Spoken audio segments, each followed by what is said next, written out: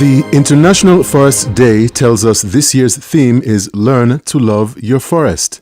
Surprisingly, the nation is gradually progressing towards zero net deforestation as more awareness about the forest has yielded more effort for protection of the forest. According to the Food Agriculture Organization Director General, Jose Gracianado de Silva, there is greater evidence of how forests are critical to livelihoods of the world's poorest and more exact confirmation that healthy and productive forests are essential to sustainable agriculture. SLBC News visited the Ministry of Agriculture and Forestry in Karina District to ascertain evidence of such a nexus between forests and agriculture. According to the district agriculture officer and the assistant forestry officer, over 20,000 seedlings of combined forest species have been nursed alongside agroforestry species for deployment in chiefdoms close to the Otamba-Kilimi National Park, a forest reserve of over 80,000 hectares.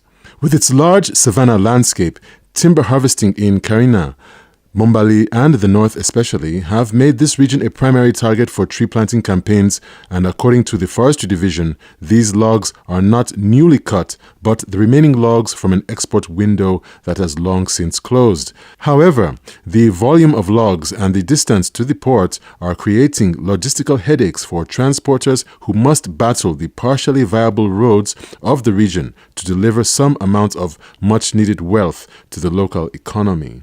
The Otamba-Kilimi National Park forest is slightly larger than the nearly 75,000 hectares of forest represented by the Gola Rainforest National Park. The Gola forest is under a carbon credit pilot concession, which provides some amounts of extra resources for activities such as forest patrols.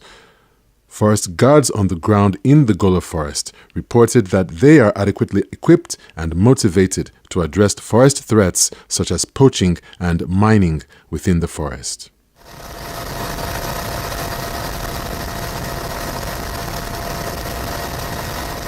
The Western Area National Park is also part of the National Park System of Sierra Leone, and its 19,000 hectares cover much of the Western Area Peninsula.